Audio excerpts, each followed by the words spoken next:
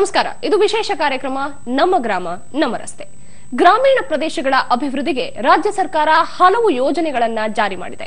ಕೆಲ ಯೋಜನೆಗಳಿಗೆ ಕೇಂದ್ರದ ನೆರವು ಸಿಕ್ಕಿದ್ರೆ ಇನ್ನು ಕೆಲ ಯೋಜನೆಗಳನ್ನ ರಾಜ್ಯ ಸರ್ಕಾರವೇ ಪೂರ್ಣ ಹೊಣೆ ಹೊತ್ತು ನಿರ್ವಹಿಸಬೇಕಾಗುತ್ತೆ. ಅಂತ ಒಂದು ಮಹತ್ವದ ಯೋಜನೆ ಬಗ್ಗೆ ನಾವಿವತ್ತು ಹೇಳ್ತೀವಿ.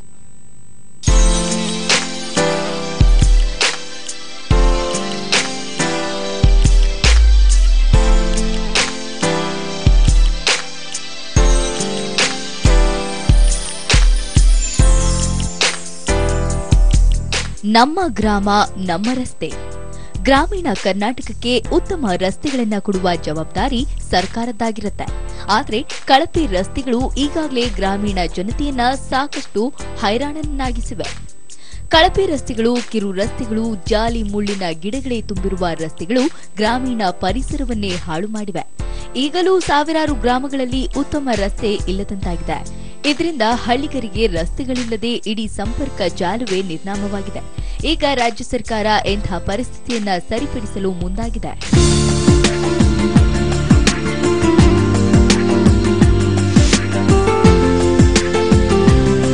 ಇದಕ್ಕಾಗಿ ಸರ್ಕಾರ ನಮ್ಮ ಗ್ರಾಮ ನಮ್ಮ ರಸ್ತೆ ಅನ್ನುವ ಮಹತ್ವದ ಬೃಹತ್ ಯೋಜನೆಯನ್ನ ಜಾರಿಗೊಳಿಸಿದೆ.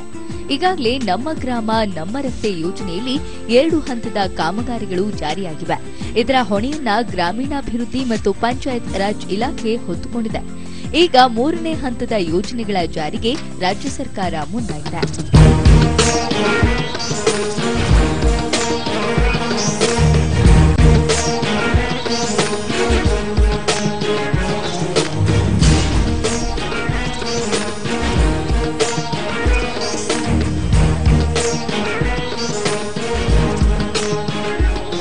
ವಿಧಾನಸೌಧದ ಬ್ಯಾಂಕ್ವೆಟ್ ಹಾಲ್ನಲ್ಲಿ ಮುಖ್ಯಮಂತ್ರಿ ಸಿದ್ದರಾಮಯ್ಯ ನಮ್ಮ ಗ್ರಾಮ ನಮ್ಮ ರಸ್ತೆ ಯೋಜನೆಯ 3ನೇ ಹಂತದ ಅಭಿವೃದ್ಧಿ ಕಾಮಗಾರಿಗಳಿಗೆ ಚಾಲನೆ ನೀಡಿದರು.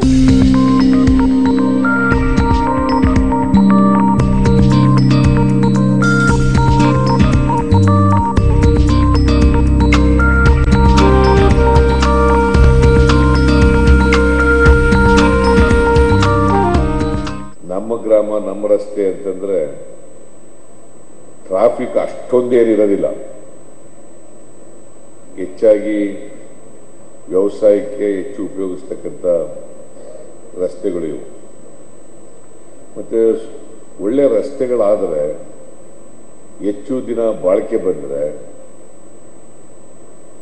ಕೃಷಿ ಚಟುವಟಿಕೆಗಳು ಹೆಚ್ಚಾಗ್ತವೆ, ಆರ್ಥಿಕ ಚಟುವಟಿಕೆಗಳು ಕೂಡ ಹೆಚ್ಚಾಗ್ತವೆ. ರೈತರಿಗೆ ಅವರ ಜಮೀನಿನಿಂದ ಮಾರುಕಟ್ಟೆಗೆ ಹೋಗ್ಲಿಕ್ಕೆ, ಗ್ರಾಮಕ್ಕೆ ಬರಲಿಕ್ಕೆ ರಸ್ತೆಗಳು ಅತ್ಯಂತ ಅವಶ್ಯ. ಶೌಚಾಲಯಗಳನ್ನು ಮಾಡೋದ್ರಲ್ಲಿ ಕರ್ನಾಟಕ ನಂಬರ್ 1. ಶೌಚಾಲಯ ನಿರ್ಮಾಣ ಮಾಡೋದ್ರಲ್ಲಿ ಕರ್ನಾಟಕ ನಂಬರ್ 1. ಮತ್ತು ಬೇರೆ ಬೇರೆ ಗ್ರಾಮೀಣ ಕಾರ್ಯಕ್ರಮಗಳನ್ನು ಕೂಡ ನಮ್ಮ ರಾಜ್ಯ ಬಹಳ ಚೆನ್ನಾಗಿ ಮಾಡಿದೆ ಅಂತೇಳಿ ಕೇಂದ್ರ ಸರ್ಕಾರದಿಂದ ನಮಗೆ ಮೆಚ್ಚುಗೆ ದೊರಕಿದೆ, ಪ್ರಶಸ್ತಿ ಸಿಕ್ಕಿದೆ. ಇನ್ನೂ ಹೆಚ್ಚು ಉತ್ತಮವಾದಂಥ ಕೆಲಸಗಳು ಗ್ರಾಮೀಣಾಭಿವೃದ್ಧಿ ಇಲಾಖೆಯಲ್ಲಿ ಆಗಲಿ ಅಂತೇಳಿ ನಾನು ಈ ಸಂದರ್ಭದಲ್ಲಿ ಹೇಳಲಿಕ್ಕೆ ಬಯಸ್ತಾ ಇದ್ದೇನೆ.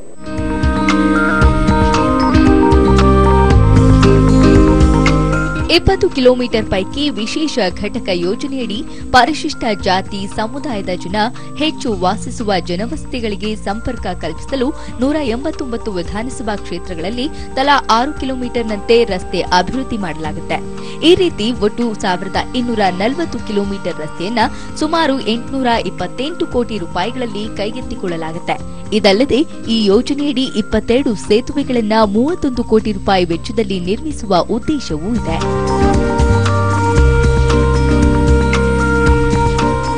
ನಮ್ಮ ರಾಜ್ಯದೊಳಗೆ ನಮ್ಮ ಹೊಲ ನಮ್ಮ ರಸ್ತೆಯ ಕಲ್ಪನೆಯನ್ನ ತಂದು NREG ಮೂಲಕ ಮಾಡುವಂಥ ಕೆಲಸ ಮಾಡಿದ್ವಿ. 13 ಫೈನಾನ್ಸ್ದಲ್ಲಿ ಮಾಡುವಂಥ ಕೆಲಸ ಮಾಡಿದ್ವಿ. ಇವತ್ತು ರೈತಾಪಿ ಜನರ ವಿಶೇಷ ಪಾಲ್ಗೊಳ್ಳುವಿಕೆಯಿಂದ, ಶಾಸಕರ ಅನೇಕರ ವಿಶೇಷ ನೇತೃತ್ವದ ಕಾರಣ ನಮ್ಮ ಹೊಲ ನಮ್ಮ ರಸ್ತೆ ಒಂದು ವಿಶೇಷವಾಗಿರ್ತಕ್ಕಂಥ ಡೈಮೆನ್ಷನ್ ಅನ್ನ ಹೊಂದ್ತಾ ಇದೆ.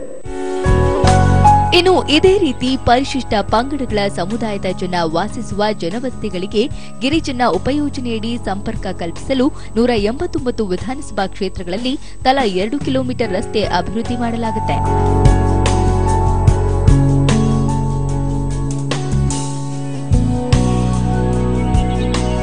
ಈಗಾಗಲೇ ರಾಜ್ಯ ಸರ್ಕಾರ ನಮ್ಮ ಗ್ರಾಮ ನಮ್ಮ ರಸ್ತೆ ಯೋಜನೆಗೆ ಆಡಳಿತಾತ್ಮಕ ಅನುಮೋದನೆ ಕೊಟ್ಟಿದೆ.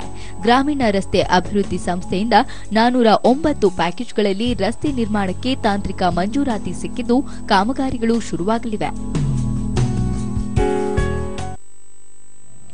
ನಮ್ಮ ಗ್ರಾಮ ನಮ್ಮ ರಸ್ತೆ ಯೋಜನೆಯ ಸಂಕ್ಷಿಪ್ತ ವಿವರಣೆ ನೋಡಿದಾಯ್ತು. ಈಗ ಯೋಜನೆಯನ್ನ ಯಾವ ತಂತ್ರಜ್ಞಾನ ಬಳಸಿ ಅನುಷ್ಠಾನ ಮಾಡಲಾಗ್ತಿದೆ ಅನ್ನೋದನ್ನ ತಿಳ್ಕೊಳ್ಳೋಣ. ಇದರ ಜೊತೆಗೆ ಈಗಾಗಲೇ ನಮ್ಮ ಗ್ರಾಮ ನಮ್ಮ ರಸ್ತೆ ಯೋಜನೆ ಅಡಿ ಕೈಗೊಂಡ ಸುಭದ್ರ ಹಾಗೂ ಅತ್ಯಾಧುನಿಕ ಗ್ರಾಮೀಣ ರಸ್ತೆಗಳು ನಿರ್ಮಾಣ ಮಾಡಿ ಸಫಲವಾಗಿರುವ ಒಂದು ವಿಧಾನಸಭಾ ಕ್ಷೇತ್ರದ ಬಗ್ಗೆನೂ ಈ ಸೆಗ್ಮೆಂಟ್ನಲ್ಲಿ ಮಾಹಿತಿ ಕೊಡ್ತಿದ್ದೀವಿ.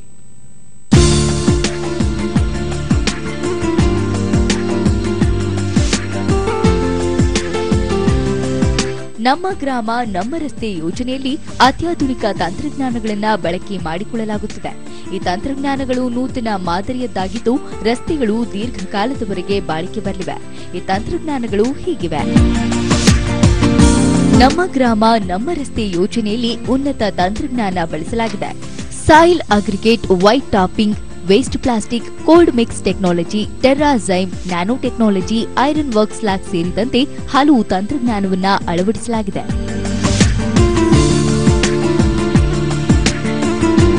ಈ ಮೇಲೆ ಹೇಳಿದ ತಂತ್ರಜ್ಞಾನಗಳು ರಸ್ತೆಗಳ ಬಾಳಿಕೆ ಸುಭದ್ರತೆಯನ್ನ ಹೆಚ್ಚಿಸುತ್ತವೆ.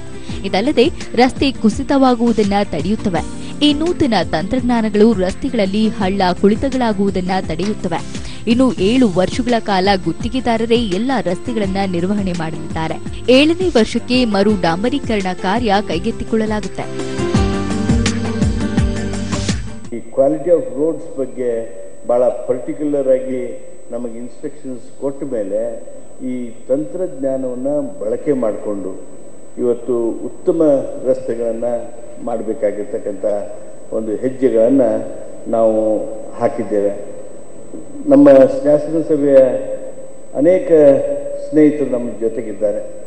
ನಮಗೆ ಇವತ್ತು highways almost getting developed, state highways ಇನ್ನೇನು ಪೂರ್ಣಗೊಳ್ಳೋದಕ್ಕೆ ಸಮೀಪ ಬರ್ತಾ ಇದೆ. ನಮ್ಮ ಮೇಜರ್ ಡಿಸ್ಟ್ರಿಕ್ಟ್ ರೋಡ್ಸ್ MDRs ಅವು ಸ್ವಲ್ಪ ಉಳಿದ್ರೆ ಮುಗಿತಾವು. ಆದರೆ ಈ MDR ಸ್ಟೇಟ್ ಹೈವೇಸ್ಗಿಂತ ಹೆಚ್ಚು ಮಹತ್ವ ಪಡೆದಿರ್ತಕ್ಕಂಥ ಗ್ರಾಮೀಣ ರಸ್ತೆಗಳನ್ನು ನಾವು ನೋಡ್ತಾ ಇದ್ದೀವಿ. ಆದರೆ ಈ ಯೋಜನೆಯಡಿ ಪ್ರತಿ ಕಿಲೋಮೀಟರ್ ರಸ್ತೆ ನಿರ್ಮಾಣ ಕನಿಷ್ಠ 80,000ದಿಂದ ಗರಿಷ್ಠ 1.25 ಲಕ್ಷ ರೂಪಾಯಿ ಅಂದ್ರೆ ನಂಬಲೇಬೇಕು. ಇದಕ್ಕೆ ಸ್ಪಷ್ಟ ಸಾಕ್ಷಿ ಧಾರವಾಡ ಗ್ರಾಮೀಣ ಕ್ಷೇತ್ರದಲ್ಲಿ ನಿರ್ಮಿಸಿರುವ ರಸ್ತೆಗಳು. ಆ ಗ್ರಾಮದಲ್ಲಿ ಎಷ್ಟು ರಸ್ತೆಗಳದ ಅಷ್ಟು ರಸ್ತೆಗಳನ್ನು ನಿರ್ಮಾಣ ಮಾಡಿ ಮುಂದಿನ ಗ್ರಾಮಕ್ಕೆ ಹೋಗೋದು, ಆ ಹೊಲಕ್ಕೆ ಹೋಗುವಂಥ ರಸ್ತೆಗಳನ್ನು. ಬಟ್ ನಾವು ಚಾಲೆಂಜಿಂಗ್ ತೊಗೊಂಡಿದ್ದೆ 70,000 ಅಂತ ಹಿಡಿದು ನಂದು ಲಾಸ್ಟ್ 1,25,000ಕ್ಕೆ 1 ಕಿಲೋಮೀಟರ್ ಮಾಡೀನಿ. ನಾವು ಯಾವನ್ನ ಎವರೇಜ್ ಹಾಕಿದ್ರೆ ನಾ 85,000ರಿಂದ 90,000ಕ್ಕೆ 1 ಕಿಲೋಮೀಟರ್ ರಸ್ತೆಗಳನ್ನು ನಿರ್ಮಾಣ ಮಾಡೇವಿ. ನನ್ನ MLA ಗ್ರ್ಯಾಂಟನ್ನು 2 ಕೋಟಿ ಇದ್ದಿದ್ದನ್ನು ಸಂಪೂರ್ಣವಾಗಿ ಉಪಯೋಗಿಸೀನಿ. ಎರಡನೇದಾಗಿ ನಂದು ಮಲೆನಾಡು ಅಭಿವೃದ್ಧಿ ಒಂದು ಅನುದಾನ ಬರ್ತದೆ, ಅದೊಂದು 40 ಲಕ್ಷ ಬಂದಿತ್ತು. ಜೊತೆಗೆ ನಮ್ಮ MLCಗಳು ಒಂದು 2 ಮಂದಿ, ಅವರು ಇಬ್ಬರು ನನಗೆ ಒಬ್ಬರು ನಮ್ಮ ನಾಗರಾಜ್ ಶೆಬ್ಬಿ ಅವರೊಂದು 13 ಲಕ್ಷ ಕೊಟ್ಟರು. ಆಮೇಲೆ ಶ್ರೀನಿವಾಸ ಮಾಂಡೆ ಅವರು 10 ಲಕ್ಷ ಕೊಟ್ಟಿದ್ರು. ಜೊತೆಗೆ HK ಪಾಟೀಲ್ ಸಾಹೇಬರು ಲಾಸ್ಟ್ ಟೈಮ್ 3054ನಾಗ ಅವರು ಒಂದು 35 ಲಕ್ಷ ಕೊಟ್ಟಿದ್ರು, 30 ಲಕ್ಷ. ಇವನ್ನೆಲ್ಲಾನು ಕ್ರೋಢೀಕರಿಸಿ 380 ಕಿಲೋಮೀಟರ್ ರಸ್ತೆ ನಾನು ನಿರ್ಮಾಣ ಮಾಡೀನಿ ಈಗಾಗಲೇ. ಇನ್ನು ನಮ್ಮ ಗ್ರಾಮ ನಮ್ಮ ಯೋಜನೆಯಲ್ಲಿ ಗುಣಮಟ್ಟಕ್ಕೆ ಮೊದಲ ಆದ್ಯತೆ ನೀಡಲಾಗಿದೆ. ಒಟ್ಟು 3 ಹಂತಗಳಲ್ಲಿ ರಸ್ತೆಗಳ ಗುಣಮಟ್ಟ ಕಾಯ್ದುಕೊಳ್ಳಲಾಗುತ್ತೆ.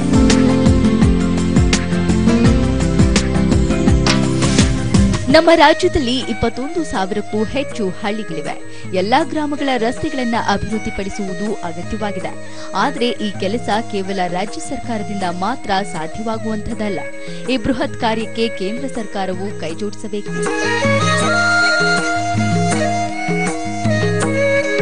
ಗ್ರಾಮೀಣಾಭಿವೃದ್ಧಿ ವಿಭಾಗದಲ್ಲಿ ರಸ್ತೆಗಳ ನಿರ್ಮಾಣಕ್ಕೆ ಕೇಂದ್ರ ಸರ್ಕಾರ ಹೆಚ್ಚಿನ ಅನುದಾನ ಬಿಡುಗಡೆ ಮಾಡಬೇಕಾಗುತ್ತೆ. ಇದು ದೂರದ ಮಾತಾಗಿರುವುದರಿಂದ ನಮ್ಮ ಗ್ರಾಮ ನಮ್ಮ ರಸ್ತೆ ಯೋಜನೆ ಸದ್ಯಕ್ಕೆ ರಾಜ್ಯ ಸರ್ಕಾರದ ಹೆಗಲ ಮೇಲಿನ ಜವಾಬ್ದಾರಿಯಾಗಿದೆ.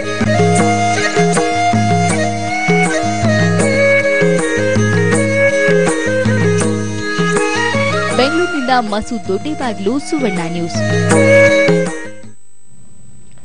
ಧಾರವಾಡದ ಗ್ರಾಮೀಣ ವಿಧಾನಸಭಾ ಕ್ಷೇತ್ರ ಎಲ್ಲ ನೂತನ ರಸ್ತೆಗಳನ್ನ ಹೊಂದಿ ಒಂದು ಮಾದರಿ ಕ್ಷೇತ್ರವಾಗಿ ಇಡೀ ಕರ್ನಾಟಕಕ್ಕೆ ಕಾಣಿಸ್ತಾ ಇದೆ. ಸೊ ಈ ಕ್ಷೇತ್ರವನ್ನ ಮಾದರಿ ಕ್ಷೇತ್ರವನ್ನಾಗಿ ಪರಿಗಣಿಸಿ ಬೇರೆ ಕ್ಷೇತ್ರಗಳು ಇದೇ ರೀತಿ ಕೆಲಸ ಮಾಡಿದ್ರೆ ನಮ್ಮೆಲ್ಲರಿಗೂ ಕೂಡ ಉತ್ತಮ ರಸ್ತೆ ಸಿಗೋದ್ರಲ್ಲಿ ಡೌಟೇ ಇಲ್ಲ. ಇದೇ ಈಗಿನ ವಿಶೇಷ. ನೇರ, ದಿಟ್ಟ, ನಿರಂತರ ಸುದ್ದಿಗಾಗಿ ನೋಡ್ತಾ ಇರಿ ಸುವರ್ಣ ನ್ಯೂಸ್.